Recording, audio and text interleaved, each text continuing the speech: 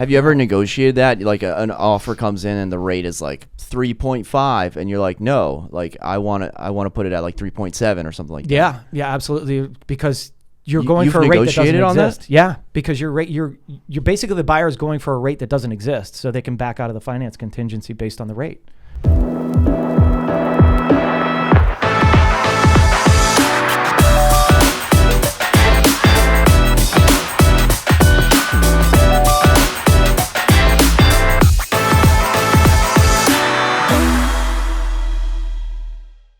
How's it going, everyone? Welcome back to another episode of the Shawn and Matt Show. My name is Matt, that is Shawn, and welcome to our show. Shawn, in today's episode, we're going to be talking about marry the house, date the rate.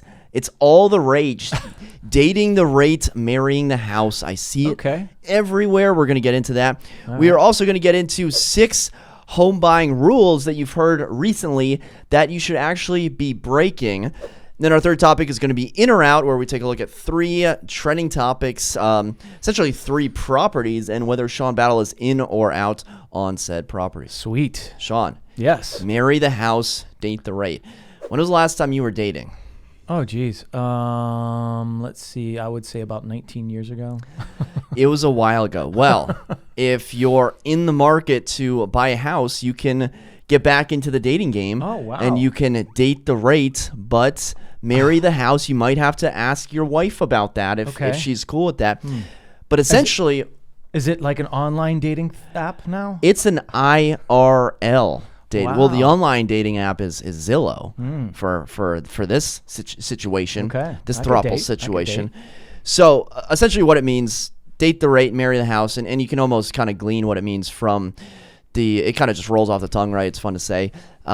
This is the new phrase that real estate agents, that lenders are saying. I went to an open house last week and the agent was like, yeah, you can date the rate and marry the house. You can, have this interest rate, right? Higher interest rate for a short amount of time.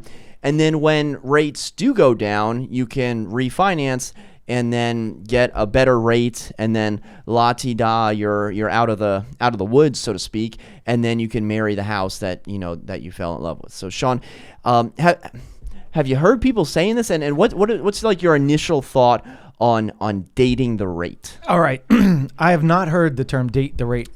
That shocks me. Everyone is all up in Instagram stories about it. Yeah, I'm kind of glad I haven't heard it. I've heard the concept. I know the concept because every real estate company is spitting that concept right now, because what it does is eases people's tensions and says, oh, things are fine. Just when you find the right house, do it. And this is how I'll start this. If you have to buy, you have to buy, right? And that's what I always tell people. Listen, buy when your life tells you to buy. If you are going through and you're selling a house now and you need to move, then date the rate, marry the house, right? If you're not in a push to buy right now and you're just kind of like out there trying to figure things out, I would say probably dating the rate, marrying the house might not be the best thing to do, right? We don't know how long and how far this is going to last. The rates have popped. Yes, they've popped big time. Now, would you rather pay a larger rate or a lower price? And that's the question, right? So I believe nationwide, and there's a lot of people, including Fannie Mae, that are predicting prices to come down. I'll preface this again. Every market is different, so don't paint this with a broad brush. But there's a lot of markets that will fall. They're going to fall. The prices are already coming down. So I guess what is your rush, right? Personally, look, I'm looking at buying an investment property. Am I dating the rate and buying the house? No, I'm not. I'm going to wait and I'm going to check things out and I'm going to see how far this goes. I want to watch it over the next months because the next few months are the slowest months of the year. And we can watch and kind of gauge things as we're moving forward, right? So my thing would be watch the market, buy when you feel it's right? Granted, interest rates could keep going up, right? And but what's going to happen when interest rates keep going up? Values are going to come down, right? There's an inverse relationship right there. So if values are coming down, why am I buying, right? I'm going to wait until we kind of get a bottom. And again, it's impossible to predict that, but I'm going to buy when I feel like my gut says, hey, I'm ready to buy. And if your gut is telling you, hey, I need to buy, then do it, right? But I don't think we're at the bottom, and I think we're at a teetering point of no one knows what's happening. And I think it's fairly irresponsible to push people into a purchase if they're not quite ready, right? I mean, if they're ready, good, right? I bought my first place at 6.25, so it's really not that bad of a rate, but values have gone up tremendously. So you just have to be careful. And I'm not going to say, hey, that slogan, I'm just not going to say it. I'm not going to push people. I'm going to say, when you are ready, I'll tell you the best scenario and how to do it. And for me personally right now, if my client's buying, I'm going to get them a deal, and I'm also going to get them closing costs. And those closing costs, we are going to buy down the rate so that they don't have to refinance in the future. Because what does refinancing mean? That means you're going to pay probably thousands of dollars to then refinance it. So why not ask that seller to pay? You can ask in a conventional loan scenario, you can ask up to 3%. And so you're buying a $500,000 house, $15,000. You take that $15,000 and you use it to buy down your rate now. And that way you get a lower rate now. So that's what I would encourage. Not just, hey, go buy and whatever. Get a deal on the house and then buy down your rate. It's incredible, the rhetoric from agents, from lenders about, just like 8 months ago, it's like, hey, you need to buy now because interest rates are low and it's a great time to buy. Now it's like, hey, you can still buy now because you won't have any competition, and then you can just refinance later. How do you know you can refinance later? And there is a cost to refinance later. And, what if something comes up and then you have to move after like a year or so?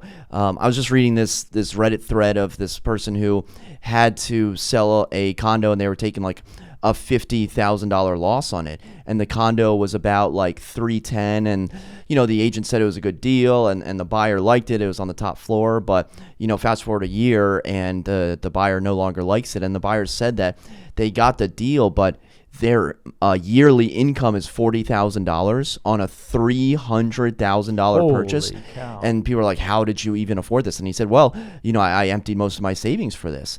And so to me, that is like just fiscally irresponsible. So I think, like Shawn was saying, is like no one has a crystal ball. So like assuming that you can refinance or assuming that you should get in, the rhetoric just always changes, and the bar continues to rise depending on if interest rates are high. Oh, you can, date the rate. If interest rates are low, oh, they're not going to be low for long. You got to get in. Supply is high. Oh, you can negotiate. Supply is low. Oh, there's probably something else for that. So, what does marry the house, date the rate mean? In the article, it says if you have a $500,000 house with 10% appreciation over 2 years, that will be a $625K home at that time. You'll be paying an additional $12K in additional interest, but gaining $75K in appreciation. That's why you want to marry the house and date the rate. These are some big, you're just going to assume there's 10% appreciation and you're going to get a $75K bump in appreciation. Maybe you do, maybe you don't. But when we're starting to jump to these like, oh, A plus B equals C 5 years down the road, I think that's when things can be dangerous. Yeah, that's very dangerous and irresponsible, to be honest, in a lot of positions. And the reason is, what if it doesn't go up? What if it goes down? Right now we're seeing it go down. If you buy now and it goes down 10%, then where are you? You just lost 10% of your value. And to dig yourself out of that is really hard to do, especially when you're making $40,000, $50,000. So what I'll say is, buy responsibly. Know what your payment is before you write that contract, what your payment is going to be. If you feel that you can make that for the next 10, 15, 20 years, then buy the house. If you feel that you can't and you're going to rely on refinancing in a year, do not buy that house, because in a year, these rates might be a lot higher, and now you're stuck. You're stuck in that rate, and there's nothing you can do about it. So do not buy a house thinking that you're going to refinance later and your payment's going to come down, because I've been caught in that situation. I've said this many, many times. I've purchased and I was thinking, oh, I'll just sell it in 3 years when the value goes up. And guess what? The value went down. I couldn't refinance because I had no more money, no more equity in there.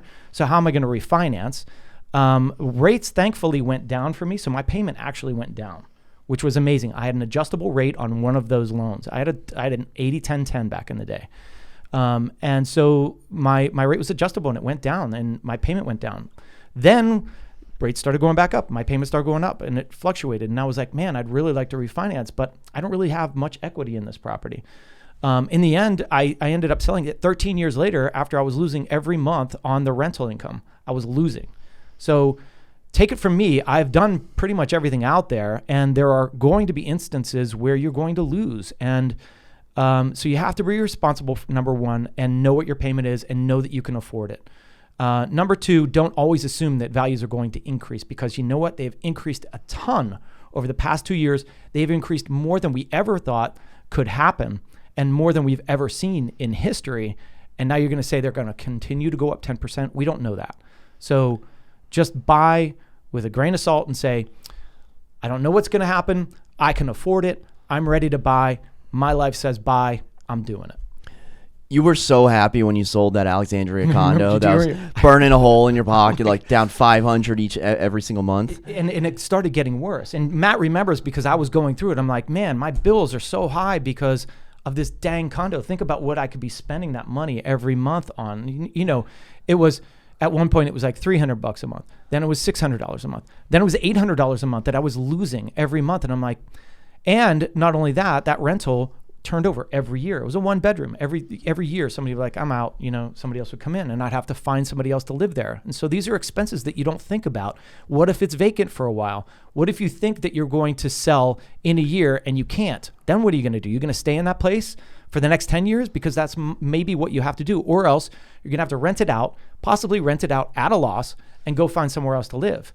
And that's a very difficult position to be in if you're not making enough money. I'm so excited for you to buy your investment property, like wherever it is. Can you keep me up to date, or can you send me listings and say, hey, what do you think about this one? Yeah, I mean, absolutely. I've been looking at things and I'm waiting. I'm watching them go down. It's an investment for me. So this isn't my primary residence, but I'm scoping out a couple of different areas and I'm watching them go down.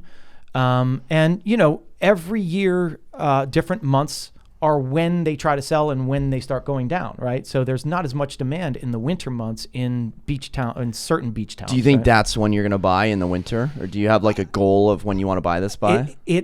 I have to wrangle myself on this market to see what it's doing. I'm not going, in one of these towns that I've been looking at, values popped like they've never popped before, right? And so why am I going to buy an investment property when it might come back down to close to where it was, right? That's not a good investment. You have to buy when, if you're buying an investment, you got to be a little more particular because you're not living there and you're not saying, oh, I can't wait. Now, if it was something that could cash flow and it made sense, sure, I'll buy now, right? It's all about the cash flow at this point. But if it's going to drop another 10%, 15%, 20%, why am I buying? I'm not doing it. I'll wait and, buy at the time that it's right for me. All right, let's move on to our next article. This comes to us from Realtor.com. 6 home buying rules you've heard lately and you should actually be breaking. Shawn, Number 1, if you love a house, you have to make an offer immediately. Now, this has always been the quote-unquote rule set in stone, and I encourage people, hey, if you love the house, I mean, what are we still looking for? That being said, I had a buyer close in July, and, we just went out for steak dinner the other night. And I looked, I still get price alerts for properties that are still on the market that we saw in March and April that are still on the market. Additionally, when I bought my house, my investment property, also in July, there are properties that are still on the market from early spring. And crazy enough, there's a property that's on the market that has sold and is now back on the market. It sold in July and then it now reappeared. I'm not sure what's happening there, but we're clearly seeing that days on market are ramping upwards. They are definitely ramping upwards. And the question was, do you buy the house if you love that house and fall in love with the house? Do you buy it right away? Not necessarily. I mean, there's times when I look at places and I'm like, oh my God, I look at houses every day, right? And I'm thinking to myself, man, that thing is going to sell. I would buy that thing. 2 months later, still on the market, I'm like, I would have made a mistake on that. So there's plenty of times where you can make the mistake. You ever tell a client where you're like, you got to get on this, and then it's on the market for 90 more days? Yeah, I don't remember those as much because I don't pressure my clients as much, but there's times when this has worked in the inverse, where my clients are like, I love this house, and they don't write on it, and it goes under contract, and then 6 months down the road, they're like, dang it, that was the house. So in one way, you have to ask yourself, if I don't get this house, will you be upset 6 months down the road? That's when you say, all right, maybe I should buy it. You might pay a premium. Just know that you might, because you have to watch everything else that's going around. And that's the tough thing always, right? I mean, we see it every day where right now, some properties are sitting, other properties have multiple contracts. You just never freaking know. And especially in this climate, you think, oh, well, things are going to sit a little bit longer. I might have a little bit more time. Man, you never know. So if it is the house that you really like, think about it. Don't jump on it right away. See how bad it would hurt if you lost it. And maybe you hold off and say, all right, well, let's see if it's on the market next week. Next week, I might be able to get now it's a little bit softer. Okay, now I'm judging what's going to happen. Is it going to go under contract the next week? Maybe not. All right, now maybe I'll write and I'll get it at a little better deal than I would have on that first week, right? There's this house in Lion Village. I don't know if you've seen it. It's for 1.2 on Herndon Street. I did see that come up. Yeah, does need a tiny bit of work, and when I say tiny, it just needs everything right. I love the house. I want to go over and see it in person, but I absolutely love the house. It's on Herndon Street. It's one of the best streets in Lion Village. Amazing, yeah. And at 1.2, I mean, they buy dirt there for 1.1. So you're kind of on that. Okay, I mean, you'd be sinking a lot of money into it, just oodles of money into it. But could Maddie just live there and, But that's a house you live in for the next 60 years. Yeah. Well, that's the thing is you're buying location. That is an amazing location. And if I could have bought in Lion Village, that's where you want to be, right? But you didn't want to be on Veach, though. I did not want to. Yeah, and I passed that house and I'm like, thank God I didn't buy that house. And, it was here's another thing. When your wife falls in love with a house, be careful and make your. I think you made the right decision, because you had asked me about that house and the house you ended up with. I said don't go with either, but looking back and where you're at now, I think you really ended up in a good place. Yeah, I did too. I would I have rather been in Lion Village? Sure, but prices were a lot higher there, and I just couldn't do it. And the house that I was getting there, and I looked at plenty there, and the house that I was getting there to move a family into, I was like, it's not quite what we need, right? But you being single or having the flexibility. Whoa. I'm not single. No, I'm sorry. I'm sorry, Matt. Thank you. Thank you for correcting me. Matt is no longer single. That's, but no, you know what I mean. You being unmarried, no kids at this point. Thank you. Thank you. You have better possibilities to say, all right, well, I'm going to move into here and I'm going to kind of renovate it myself on my own time frame. And you're going to own that place for a long time. And that is an awesome investment for you, because I think Lion Village is one of those areas that is just going to keep going. And I'm starting to get a little handyman knack to it. I got Wranglers. Yeah. So you wear Wrangler Wrangler pants. They have so many pockets. Loop? They have so many. I don't know. There's so many loops. I felt uncomfortable wearing them in Arlington at the Whole Foods. Yeah. Because Wranglers. Straw coming out of your mouth. Yeah, exactly. I'm everyone's in Lululemon. I'm wearing Wranglers. I kind of felt like people were judging me. Back. They're coming back. Yeah, I think they are. Yeah, they're coming back. All right, let's move on. All right, so number 2, prepare to pay way over asking price. Shawn, is this a rule you're breaking? Because to be honest, man, low ballers, where are you at? Yeah. Come on out, because days on market are going up, and sellers are saying. I looked at this one property online. It was new construction, and maybe new construction are more likely to do it, but it was 5 days on the market and said, seller offering a $50,000 seller credit to buy down the rate. And now it's new construction, it's in Arlington, it's an expensive house, but to immediately offer closing cost assistance is kind of cool. That's great. Yeah, I'm not paying over ask at this point, and I wouldn't advise anybody. But it depends. Single family house for $1 million.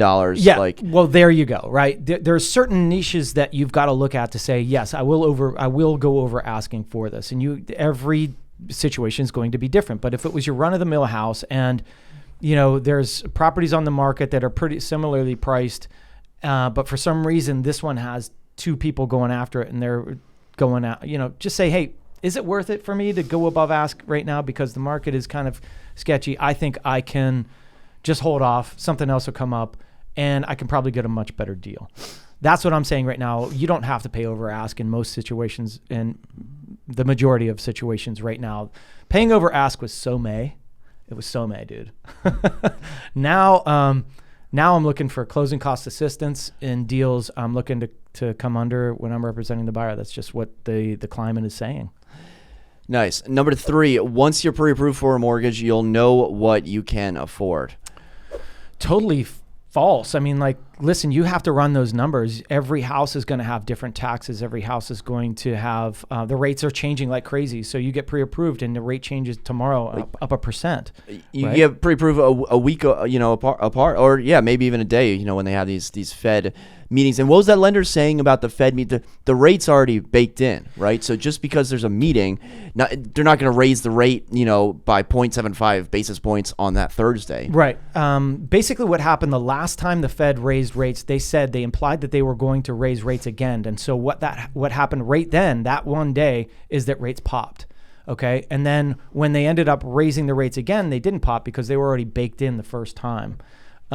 So that's what you've got to remember, is that just because the Fed raises a rate doesn't mean that your interest rate is going to go up. They're correlated, but they're not directly correlated. And a lot of times lenders know what's happening or know what the Fed is going to do in advance. And so they're baking that rate already in. So be very careful if you're buying a house. You should be checking in with your lender pretty consistently to know what your rate is at the time, and make sure that you write a rate in your contract to say specified financing. It's not going to go over 6.8%, because if you just put market in there and it goes up and you're still approved, guess what? You're paying that. Right? What if you leave it blank? If you leave it blank, I would never advise to leave it blank. I think that's just saying, all right, well, okay, it's just like saying market, right? It's just like saying whatever it is, it is. Put a rate in there. And that way that your specified financing says, hey, this is what I've gone for. And if it goes to 8%, then you're like, all right, well. Have you ever negotiated that? Like an offer comes in and the rate is like 3.5 and you're like, no, like I want to put it at like 3.7 or something like that. Yeah, absolutely. Because you're going for a rate that doesn't exist. That? Yeah, because you're basically, the buyer is going for a rate that doesn't exist, so they can back out of the finance contingency based on the rate, right? So let's put that at a point. And then this happened to me the other day where somebody put like, I don't know, it was 7%. And I'm like, shoot, are rates above 7? Because they popped one day. And I was like, oh, man. But it was 7 in the contract. And so that's your specified financing. So I always say put the rate in. I don't put market. Number 4, waiving contingencies is worth the risk to get the house. Shawn, have you had any contracts come through with contingencies, any home inspections on your properties, home inspections that you tried to negotiate out and they kept in? All of them recently. All of them. Buyers are negotiating right now, and they have home inspections in there. And the one thing I did was, I was getting honestly beat up a little bit on the negotiations because buyers have the leverage. They're just coming in low, and then they're saying, nope, we're not going to do that. And what am I supposed to, it's tough. It's tough as being a listing agent right now in a lot of instances. Not every one of my sales is like that, but in a lot of instances, the buyer is being tough. And so sometimes you got to negotiate on different things. And sometimes that thing is saying, all right, well, if I'm going to come down on the price, then you can do a home inspection, but it's going to be void only, right? You're not going to ask for anything. You just either void or walk away or take the property as it is. So we did that, and lo and behold, that buyer still negotiated, and that's kind of what happens in this market. So there's going to be tough times. As listing agents, we were very spoiled for a long time. We were like, hey, you want the house, you're going to have to waive every contingency. You're going to have to go above ask. Now, tides turn, and we're back to a normalized market where, there's some negotiation involved. And that's, I think, more fun, right? I mean, you got to get your negotiation skills on, and you got to figure out, hey, this isn't going to be the simple, easy way of going. But you've got to think on the buy side. That's when you're getting, and this is what I say to people, like, listen, all right, on your listing, you might take a little bit of a hit, right? That's just the way of the market right now. You might take a little bit of a hit, but go get them on the buy side, right? Go for the closing costs. Know that you're going to beat them up on the buy side a little bit if you have to take the hit on the list side. And again, if you're going that route and you're in competition, you're not going to be able to do it. Right? So just make sure you're going after the right house. Just know that you could probably get a deal on the buy side. You might have to take a little bit down on the list side, but hey, you get them on the other end. Article quotes a familiar name. Senior loan officer with Atlantic Coast Mortgage, Ton Tonador, says that for more than 2 years, we've seen no home sale contingencies. Now my team has 6 loans in process with this contingency. So we're complaining about home inspections, but we may start to be able to do home sale contingency soon. Yeah, I mean that's all coming back, and if you can get that contingency in there, get it in there, right? It's just a cycle, right? It's just a cycle. And we haven't seen this part of the cycle since when? 2012, 2010? Or? For a long time. But, I've seen it many times, and you just have to relearn what you did. We had to learn so much over the last 2.5, 3 years. We had to learn how to write a strong contract, how to get buyers to waive everything, maybe do a pre-inspection, all these things. Now you got to learn, all right, sale of home contingency. Maybe I can get it in there because you know what? These places are sitting. Do you want something that maybe I could get through and maybe I can sell this place? And if that buyer of your property that has a sale of home contingency loves your house, they're going to try to do whatever they can to sell their house so that they can move forward, right? So, hey, it all comes full circle. And if you've not been in this industry a long time and you're like, holy crap, what are we going to do? Don't worry, you're going to get used to it. You just have to learn just like you learned over the last 2 years. Number 5, don't dare ask a seller for concessions. This goes along with the listing price, the days on market. We're now starting to see closing cost assistance. I just had a listing and the buyer asked for closing cost assistance. The agent was like, hey, we don't really need this. And I was like, okay, well, thanks for telling me that. And so we chopped it in half, and ultimately the sellers were ecstatic. We gave them $5,000 back, but sellers were happy, buyer were happy, and we're going to closing. Yeah, I mean, I'm saying ask for closing costs. The thing is, remember when you go to sell it that you got the $20,000 or $15,000 or whatever. But on one instance, you might not be able to beat them up on the price as much, but you're asking for closing costs, and those closing costs could really help you with your cash situation, right? You don't have to come out with so much cash, or like I was saying before, you use that money to buy down your rate. And so therefore your monthly payment isn't as big. So would you rather take $10,000, $20,000 off the price? That's going to drop your payment very minimally, right? But if you take that $10,000, $20,000 and buy down your rate, that's going to change your payment a pretty good amount. So if you're payment conscious, I would go after the closing costs first.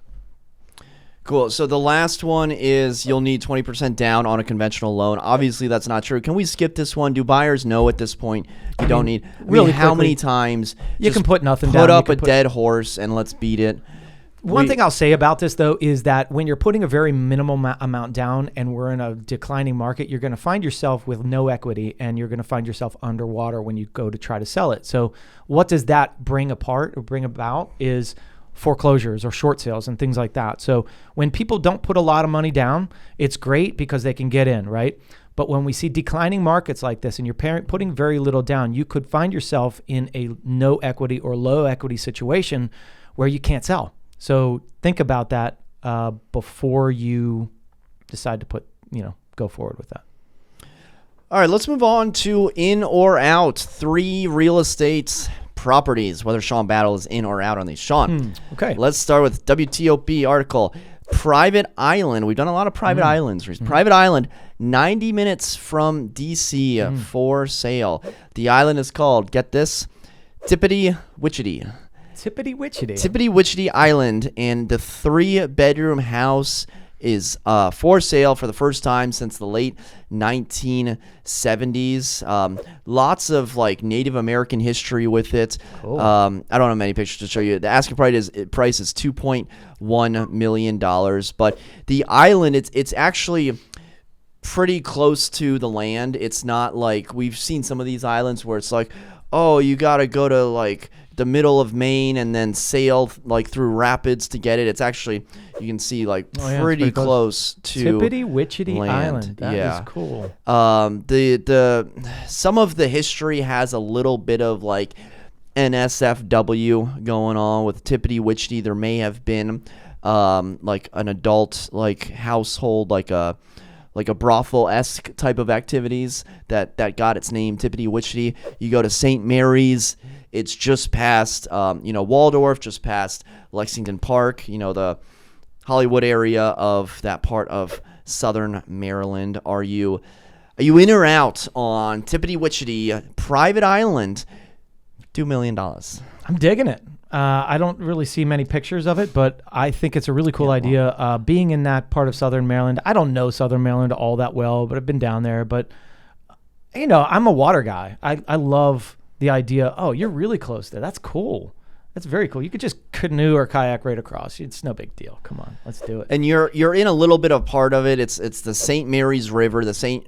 Mary's River Sanctuary. So you're not like on this ocean. Right. You're not on this crazy river. It's not a scary waterway. It's more of a secluded kind of. And this is like a, not very populated area either. Oh, you got a pool. You got everything on this thing. You got a dock. You're kind of like just far away where it's an island, but not close enough where it's like a peninsula. Totally cool. I'm in. Absolutely. Dude, I'm in. I think. I'm so in. Yeah, I'm so in. You want to go in on it? Let's go in on Tippity Witchity. We'll call it. Well, so now we're gonna lowball them. Yeah. Now we're gonna ask for seller concessions. Yes. And we'll ask them to get a home inspection going. Absolutely. Pool inspection. We're going to do like a dock inspection. Do like an air quality inspection. If we were buying this place, that's what we would do. So you should do the same thing. Okay. Shawn and I are both in. Let's move on to the next one. This is a house in Texas, Shawn, which is arguably the craziest house in Texas for sale. This comes to us from Nava Realty Group out of Houston and Miss Nikki Handy. 4-bed, 5-bath, 7,000 square foot house. Shawn, you see the exterior. It looks like the Death Star. It looks like crazy. I'm going to play the video for you. Being offered for $3.7 million. You have at least 2 staircases there. It kind of looks like there's 4 staircases, but I think it's 2. You have, this insane like 40-foot, what looks like 40-foot ceilings. You have everything under the sun. You got the pool and the exterior is what gets me. I mean, I am completely in on this. This You're is in. Amazing. Yeah, I love it. And it looks like Darth Vader's mask from like the top, right? Yes. Right? It's so cool and so modern. And it's got a pool in the backyard. This thing is one of a kind, cool. I love it. I'm in. Have you been to Houston before? I've never been to Houston. All right. Well, I was gonna say like go in Houston in August and then tell me if you're in or not. Yeah. But you do have the pool. But my buddy EZ used to live in Houston for a little bit. He said the mosquitoes and bugs there are the biggest that he's ever seen. Yeah. I don't know about the bugs. I'm looking at the house. I think the house is totally cool, one of a kind. So is it like? But you're into this like the black bathroom and like the black like tile, the floating staircases. For this one, yes, absolutely. I think it all goes as a package. Okay, yeah. I feel like you've been out on some of these kind of gaudy-esque houses. No, I mean I don't think it's gaudy. I think it's super ultra modern in a lot of aspects, and I love the modern look for certain times. Right? I mean, I've lived the mid-century modern kind of style. This is maybe an ultra modern. And it's cool. 4-car garage. Can you fill that up? 4-car garage. I think you need 2 more. I need 2 more, but I'd do it. Yeah, let's do it. And I love the pool. There's was that a basketball court in there, or what was like that? A sport court or something? I mean, you have 7,000 square feet. You have everything. 7,000 square feet. That's enormous. Yeah, 3.7. 3.7 for Texas, Houston. I'd have to think about that one. Yeah, no. I mean, again, I couldn't afford it, but if I could afford it, and I thought. Oh, I would buy it. Texas really does have like the most insane houses. Yep. Like, because you just have all the land and you just build whatever you want to build. Yeah. All right, let's bring it on home today. The third in and out is a house in Oakton, Shawn. Oh, at 10300 Blake Lane. Have you heard about this house? Do you know anything about it before I get into it? Okay, so this house is listed for sale. It's a single family. Just look at the price, by the way. $800,000. Almost 6,000 square feet. Okay, 6 bedrooms, 4.5 bathrooms, 5,800 square feet. Like that, the house is massive. Clearly, something is going on, right? Like, right. Shawn, like if I didn't show you this price and you just looked at 6, 4.5, 5,800 and Oakton, I mean, you're talking million. You're thinking like right? 1.5, yeah, 1.4. So $800,000 single family house.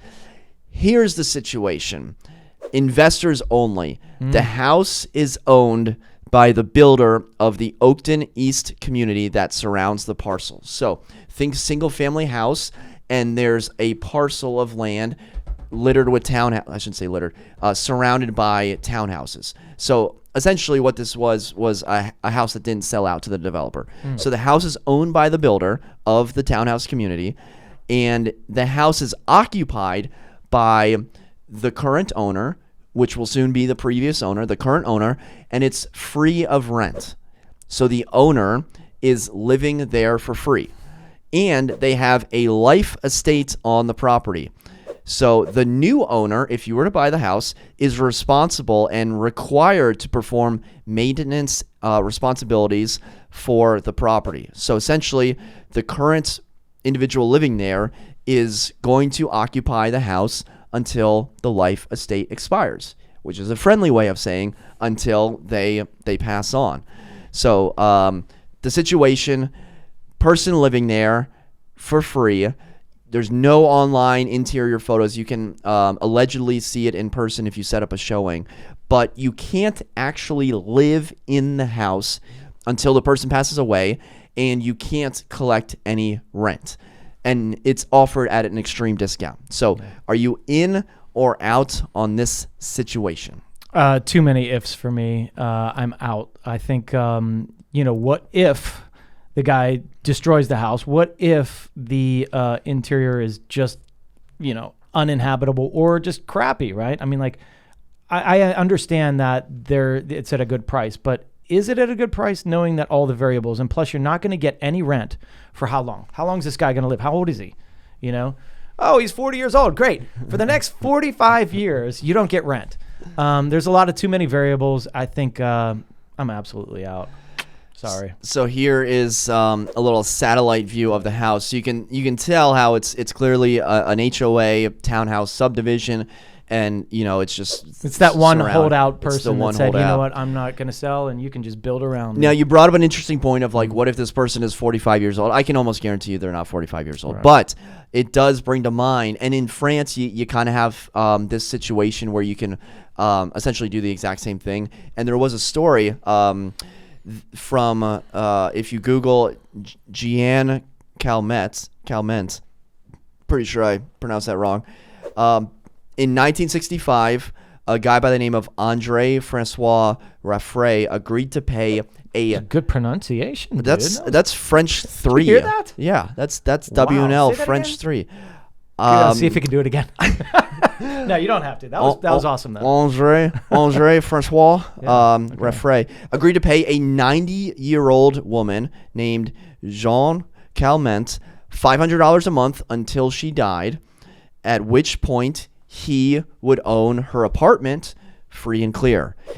Andre, the guy buying the property, died 30 years later, having paid out $184,000 for an apartment he never got to live in, while Jean, I've said her name like 5 different ways now, went on to be the world's oldest person at the time at the age of 120. Can you believe that? Oh my God. The poster says I think she died at 122. And the cherry on top is there was some controversy how she may not be the real Jean Clement. The real Jean Clement may have died in 1930s, and her daughter took over her identity, and she wasn't actually 122 when she died. Holy cow. See, that's what can happen with these weird situations. If it's weird, man, if you're trying to plug too many things into one socket, it's not going to work, man. Just walk away from it. And that's the thing is, as soon as you start saying, oh, you got to do this, I'm out, man. Just give me a free and clear. I need my property, and I don't care. Yeah. I don't care if it goes up that much. The risk is too much. And, it's like all these stock. Oh, you got to jump in now. It's going to go up. How do you know that? How do you know? And it's just too risky. I could get hit by a bus tomorrow. Yeah. And I'm holding out, hoping.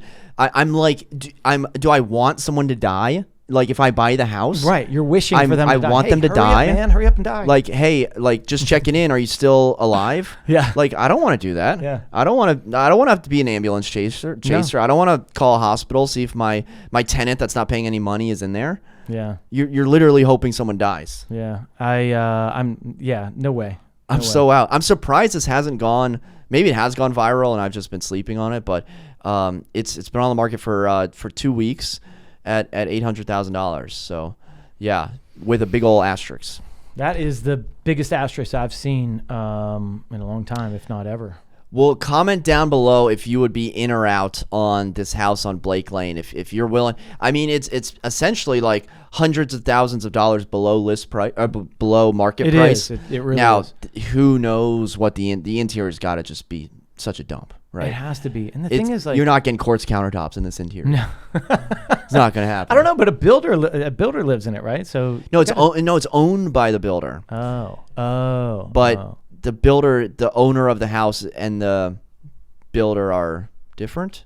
I think. All right, that's what I'm going with. Because if it was owned by if the builder lived in the house, yeah, the house wouldn't look like this. Yeah, okay. Because it was the holdout. It was the holdout. He bought it. That person stayed. Now he wants to sell that house with the person in it, and you gotta, yeah.